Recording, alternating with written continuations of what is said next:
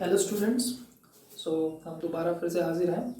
आज की क्लास में हम जो हमने पिछले कुछ क्लासेस में टॉपिक्स देखे थे उनसे रिलेटेड न्यूमेरिकल्स देखेंगे कि हम न्यूमेरिकल्स उस टॉपिक से कैसे आते हैं और हमें उन्हें कैसे सॉल्व करना है। आज की जो हमारी क्लास है उसमें हम ऐसे न्यूमेरिकल्स की बात करेंगे जिसमें हमें लास्ट में किसी सॉलिड के क्रिस्टल का फॉर्मूला बनाना होता है कि उसका फॉर्मूला क्या आएगा। ठीक है, तो आज जो न्यूमेरिकल्स हमें देख रहे हैं वो है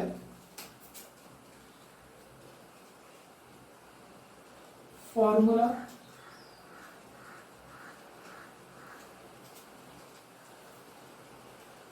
determination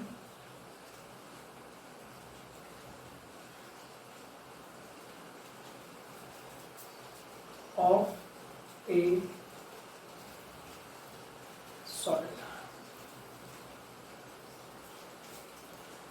determination of a formula of a solid. In numericals में आपको लास्ट में एक ही चीज निकालनी होगी कि उस सॉलिड का क्या फॉर्मूला होगा। So again this numerical topic is divided into two parts. ये जो फॉर्मूला डेराइव हमें करना होता है, फॉर्मूला डिटरमाइन हमें करना होता है, इसे भी हम दो तरीके से डिराइव कर सकते हैं on the basis of two types of information. जो न्यूमेरिकल क्वेश्चन आपके सामने आएगा उसमें जो हमें इंफॉर्मेशन दी गई है, डेटा दिया गया है फॉर्मूला डिटरमाइन करने के लिए, वो दो टाइप का हो सकता है। इसलिए ब्रॉडली हम कह सकते हैं कि इस पे जो न्यूमेरिकल्स हैं वो भी दो टाइप के हैं। इसमें जो पहला टाइप है, फर्स्ट टाइप, वो है फ्रॉम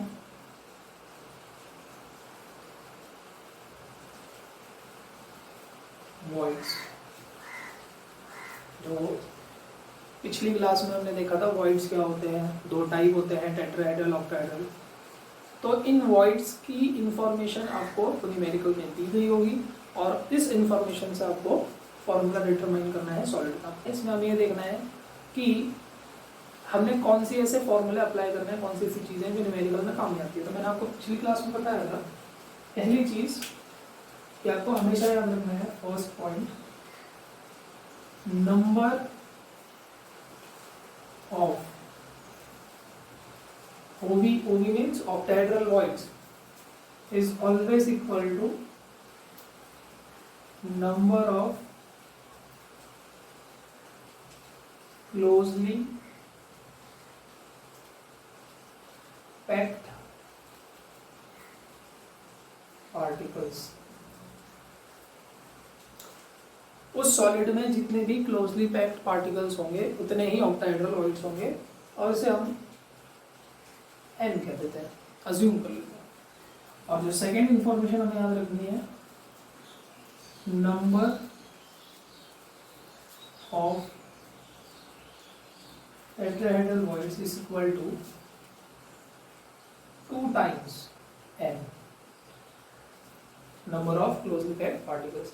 यानी ऑक्टाहेड्रल वॉइड्स n के इक्वल होंगे, टेट्राहेड्रल वॉइड्स n के ट्वाइस होंगे। ये आपको दो इंफॉर्मेशन याद रखनी है।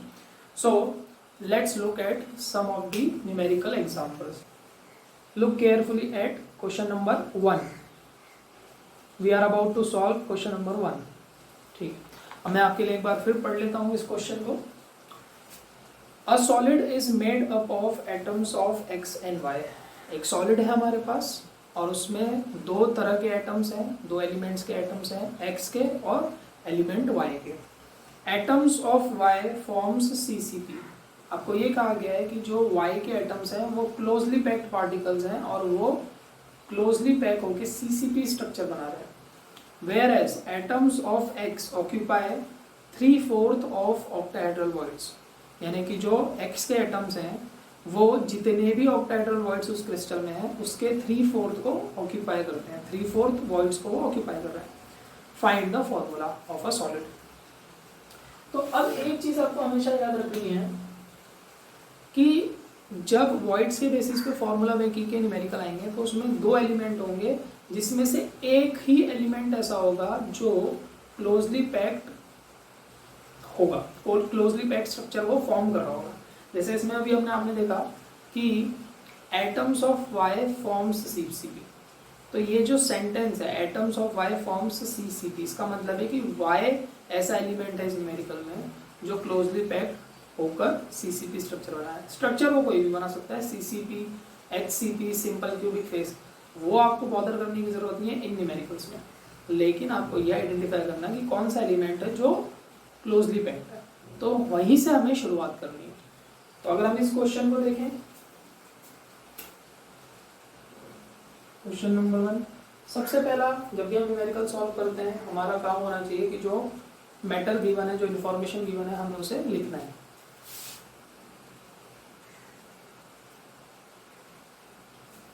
तो अब एक चीज हमें मिल रही है कि जो y है वो सीसीपी लैटिस बना रहा है, और x के बारे में उन्होंने क्या कहा, x जो है वो 3/4 ऑफ जितने भी ऑक्टाहेड्रल वॉइड्स उस क्रिस्टल में है उससे ये 3/4 टाइम्स है। क्यों? क्योंकि एक वॉइड में एक ही एटम आ सकता है, तो अगर वो कह रहा है 3/4 वॉइड्स वो ऑक्यूपाई कर रहा है तो x के एटम्स भी 3/4 होंगे ऑक्टाहेड्रल वॉइड से। ठीक है, अब हमें डिराइव करना है फॉर्मूला, तो अब देखते हैं सॉल्व कैसे करना है हमें। इसमें हमेशा हमें स्टार्ट करना होता है क्लोजली पैक्ड पार्टिकल से, यानी कि हमारे इस न्यूमेरिकल में हम स्टार्ट करेंगे y से, तो आपको अपनी तरफ से अज्यूम करना होता है let the number of y is equal to n। जो क्लोजली पैक्ड पार्टिकल्स का नंबर होता है इन जनरल हम उसको n कहते हैं, तो हमने n उसको अज्यूम कर लिया। क्यों? क्योंकि हमें नंबर नहीं पता। अब सेकेंड चीज, therefore number of octahedral voids is also equal to n। क्यों?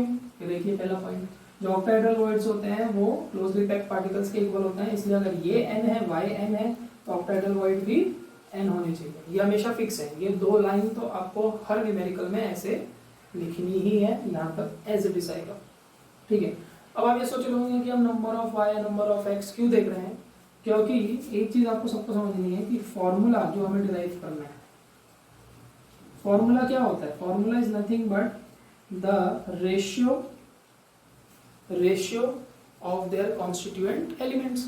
तो जो x और y का रेशियो आएगा वही, अगर मान लीजिए x का नंबर a आ रहा है, y का नंबर b आ रहा है, तो इसलिए फॉर्मूला क्या होगा इस केस में, फॉर्मूला हो जाएगा x जो उसके सामने है वही नंबर a और y के सामने है v। ये फॉर्मूला होगा उस सॉलिड का, तो हमें ये फाइंड आउट करना है, इसलिए हमें पहले रेशियो पता होना चाहिए, और रेशियो के लिए हमें नंबर पता होना चाहिए, इसलिए हमने स्टार्ट नंबर से किया। ठीक है, y का हमें नंबर पता चल गया है, n है, ऑक्टाहेड्रल वॉइड भी उतरे हैं। अब इसके बाद, इस स्टेप के बाद आपको ये देखना होता है कि उस न्यूमेरिकल में टेट्राहेड्रल वॉइड के बारे में बात हो रही है या फिर ऑक्टाहेड्रल। तो हमारे इस न्यूमेरिकल में ऑक्टाहेड्रल वॉइड के बारे में ही बात हो रही है, इसलिए हमें टेट्राहेड्रल वाला ये जो रिलेशन है इसको अभी फिलहाल यहाँ पे लिखने की जरूरत नहीं, क्योंकि उसका कोई काम नहीं, तो इसको हम छोड़ देंगे। सो सिंस, अब हमें हमारी सेकंड इंफॉर्मेशन यूज करनी है, since x occupy 3/4 of octahedral voids, इसलिए अब हम ये वाली इंफॉर्मेशन यूज करेंगे, देयरफॉर नंबर ऑफ x कितने होने चाहिए, 3/4 ऑफ ऑक्टाहेड्रल वॉइड्स। लेकिन अगर हम सेकेंड रिलेशन देखें तो सेकेंड में क्या दिख रहा है कि ऑक्टाहेड्रल वॉइड्स इसके इक्वल है, n के इक्वल है, तो हम क्या लिख सकते हैं 3/4 इंटू n। इसका रीजन क्या है, फ्रॉम टू। अगेन अगर हम फर्स्ट को देखें तो n तो y के इक्वल है, तो x और y को हमें एक रिलेशन में लेकर आना है, इसलिए अब हम क्या लिख सकते हैं, इक्वल टू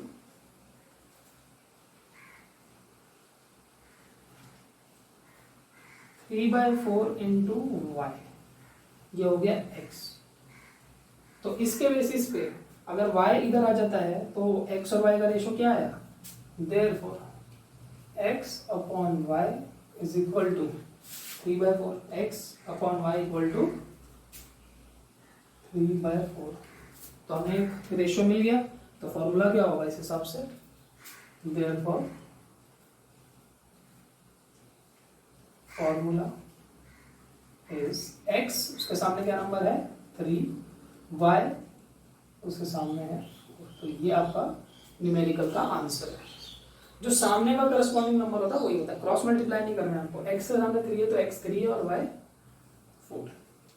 आई होप आपको ये न्यूमेरिकल समझ में आएगा।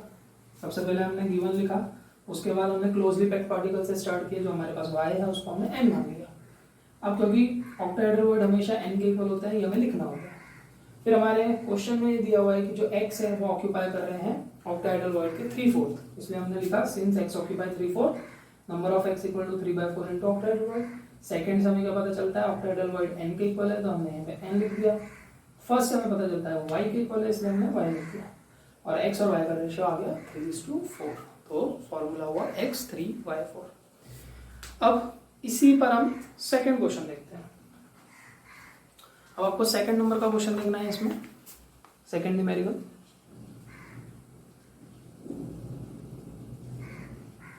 ठीक है, अब मैं रीड करता हूं इसे। A solid is made up of 2 elements m and n। अब इस न्यूमेरिकल में जो 2 एलिमेंट्स है वो है m और n। अब हमें क्या आइडेंटिफाई करना है कि क्लोजली पैक्ड कौन है। m फॉर्म्स FCC, m जो है वो FCC बना रहा है, इसलिए हमें स्टार्ट भी वहीं से करना है। Whereas n occupy all the octahedral voids, जो n है वो सारे ऑक्टाहेड्रल वर्ड ऑक्यूपाई कर रहे हैं, and half of the tetrahedral word, मतलब कि जितने टेट्राहेड्रल है उसका हाफ भी ऑक्यूपाई कर रहा है और सारे ऑक्टाहेड्रल भी ऑक्यूपाई कर रहा है। फॉर्मूला बनाना, मेथड हमारी यही रहेगी, मेथड में कोई चेंज नहीं होगा। यहां से हम स्टार्ट कर रहे हैं।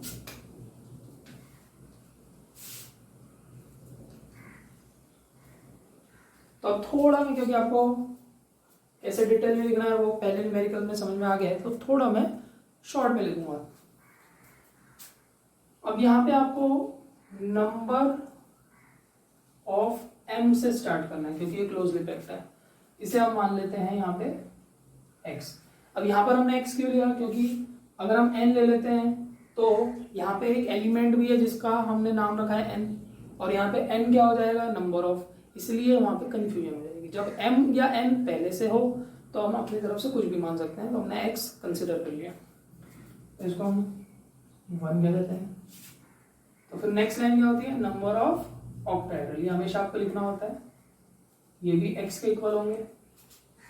सेकेंड, अब क्योंकि इस न्यूमेरिकल में कहीं ना कहीं टेट्राहेड्रल वर्ड के बारे में भी, उससे रिलेटेड भी इंफॉर्मेशन है, तो आपको हमारा ये सेकेंड रिलेशन भी लिखना है, number of tetrahedral void equal to 2 times x, क्योंकि वो ट्वाइस होते हैं। अब जो हमारे n है, नंबर ऑफ n, ये कितना है, सारे ऑक्टाहेड्रल वर्ड को ऑक्यूपाई कर रहा है। यानी अगर क्रिस्टल में एक ऑक्टाहेड्रल वर्ड है तो n भी एक ऑक्यूपाई करेगा, अगर 2 है तो 2, 10 है तो 10, लेकिन हमारे पास ऑक्टाहेड्रल कितने हैं x, इसलिए number of n atoms x तो हो गई, लेकिन इसके अलावा प्लस वो और कहाँ प्रेजेंट है, जितने भी टेट्राहेड्रल वर्ड है उसका हाफ।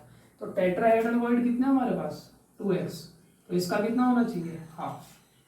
ये है हमारे पास नंबर ऑफ n, जितने भी ऑक्टाहेड्रल वर्ड थे उसके इक्वल रख दिया, प्लस उसके साथ साथ वो कहाँ पे थे, जितने भी टेट्राहेड्रल वर्ड है 2x उसका हाफ। बस आपको इन्फॉर्मेशन को ही इक्वेशन फॉर्म में लिखना है। अब इसको सॉल्व करेंगे तो x प्लस ये इससे कैंसिल हो गया, प्लस x, यानी कितना हुआ 2x, यहाँ पे कैंसिल 2x आ गया, यानी n किसके इक्वल है 2x। अब अगर हम x की वैल्यू देखें m के टर्म्स में, तो फर्स्ट से हमें क्या पता चलता है, therefore n is equal to 2 times m, ये हम क्या से लिख सकते हैं, फ्रॉम 1। तो m यहाँ पे आ गया, या फिर m और n का रिलेशन चाहिए, इसलिए n को हम वहां भेज सकते हैं, 2 को हम यहाँ ला सकते हैं। तो ये हो गया m अपॉन n, n यहाँ पे आया है तो यहाँ पे बचा 1, और 2 यहाँ पे आया है तो ये बचा 1/2। तो फॉर्मूला क्या हुआ, फॉर्मूला इज m, 1 को हम लिखते नहीं है, सीधा n to m, ठीक है। इसी पे बेस्ड एक और न्यूमेरिकल है जो मैं आपको खुद होमवर्क दे रहा हूँ, वो आप अपनी प्रैक्टिस के लिए कर सकते हैं। क्वेश्चन नंबर 5 आप देखेंगे।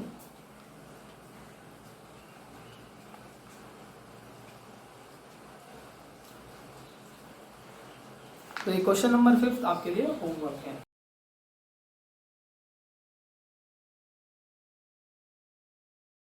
तो ये हमारा पहला पार्ट खत्म हुआ जिसमें हमने कहा था कि हम फॉर्मूला डिटरमाइन कर रहे हैं फ्रॉम वर्ड्स में। तो वर्ड्स में इसी तरह के क्वेश्चन आते हैं। अब हम देखेंगे second type, from the positions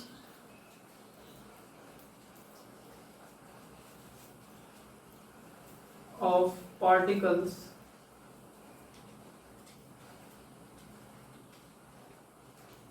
in a unit cell। ठीक है, क्योंकि मैंने आपको पहले भी बताया था कि हमारे इस चैप्टर में सॉलिड स्टेट में फिलहाल सिर्फ क्यूबिक यूनिट सेल की ही डिटेल स्टडी है। तो जब इस पे बेस्ड न्यूमेरिकल आएंगे तो उसमें भी यूनिट सेल सिर्फ क्यूब ही होगी। तो हमारे कहने का मतलब है from the position of particles in a cubic unit cell.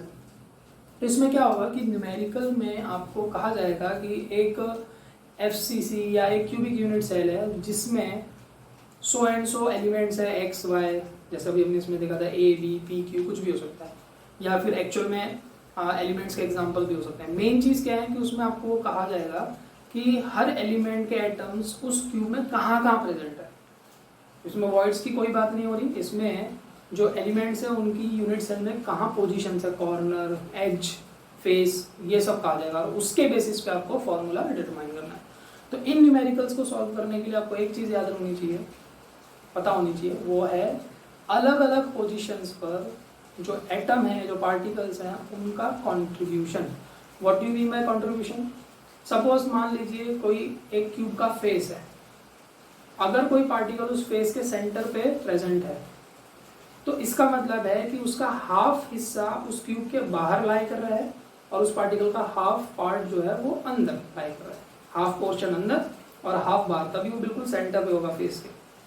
तो हमें सिर्फ वो हाफ पार्ट कंसिडर करना है जो क्यूब के अंदर है, क्योंकि हमें यूनिट सेल के बेसिस पे फॉर्मूला निकालना है। जो उसके बाहर है वो हमारे काम का नहीं। तो जितना भी पोर्शन एक पार्टिकल का यूनिट सेल के अंदर होता है उसी को हम कहते हैं उसका कंट्रीब्यूशन। तो आपको इतना सोचने की जरूरत नहीं है, मैं अलग अलग पोजीशंस के कंट्रीब्यूशन यहाँ लिख रहा हूँ, आपको वो अच्छे से लर्न करने हैं और फिर न्यूमेरिकल काफ़ी आसान हो जाता है।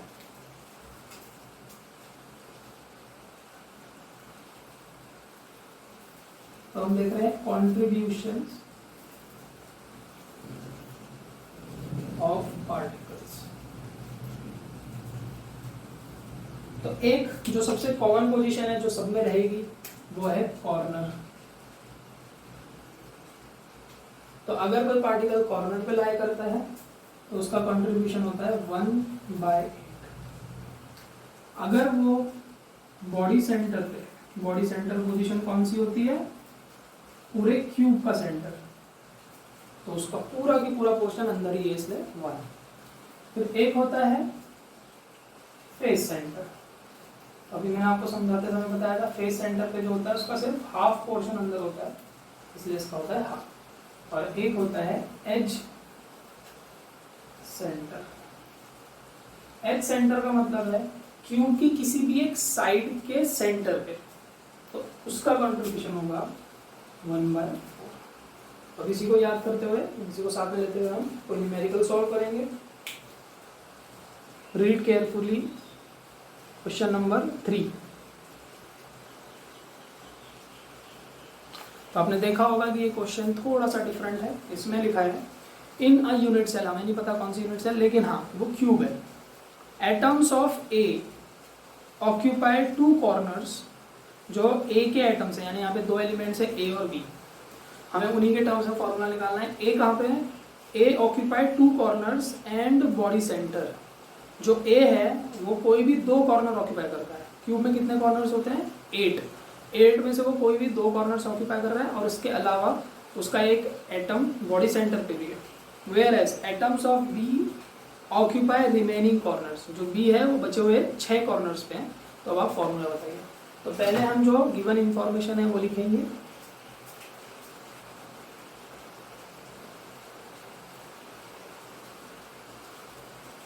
जो ए है वो क्या क्या ऑक्यूपाई कर रहा है, 2 कॉर्नर्स,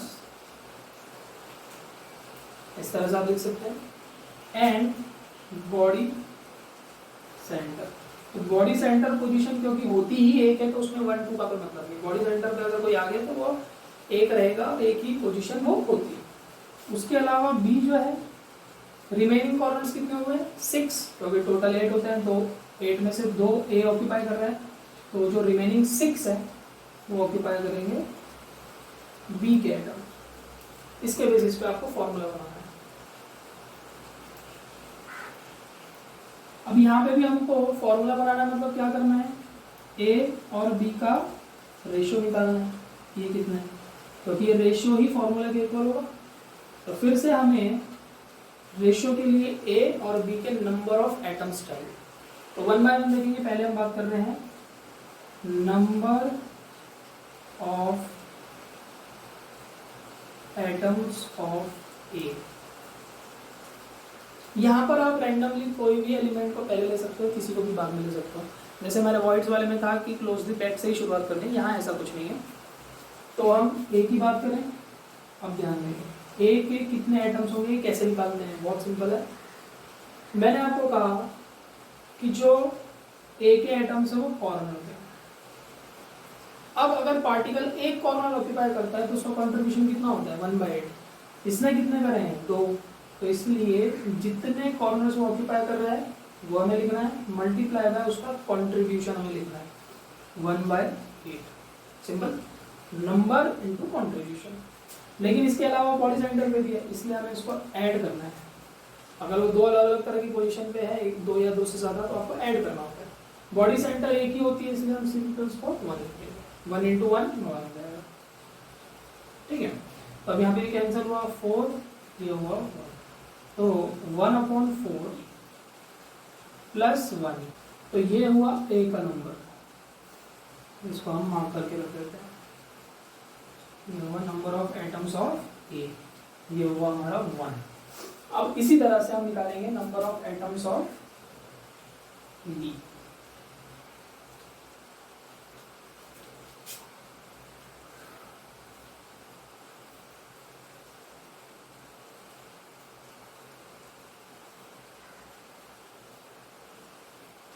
बी कितना होगा, बी क्या ऑक्यूपाई कर रहा है, सिर्फ रिमेनिंग कॉर्नर्स, तो 6 कॉर्नर्स हैं, इसलिए 6 और कॉर्नर का कंट्रीब्यूशन 1/8, ये कैंसिल होके 3/4 हो गया।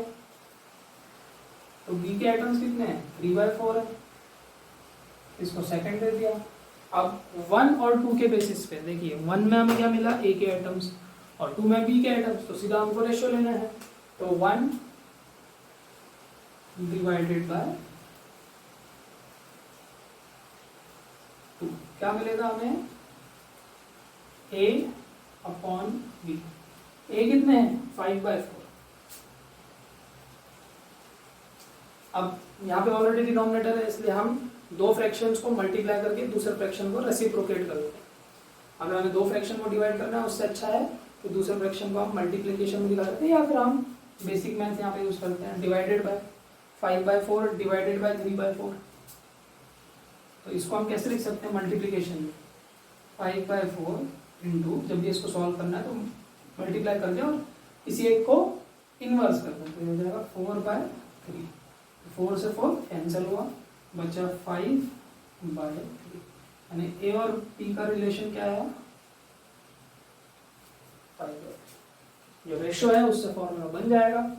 फॉर्मूला क्या आया,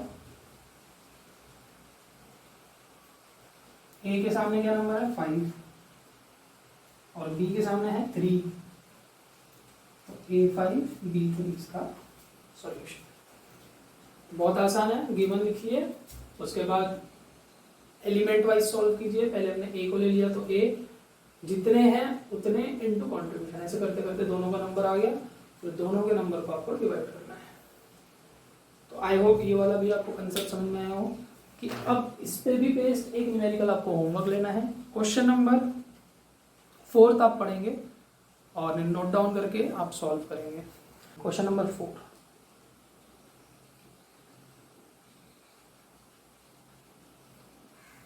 ठीक है, आई होप आपकी क्लास आपको समझ में आई होगी। जो भी इससे रिलेटेड डाउट्स है वो आप कमेंट सेक्शन में हमें भेज सकते हैं।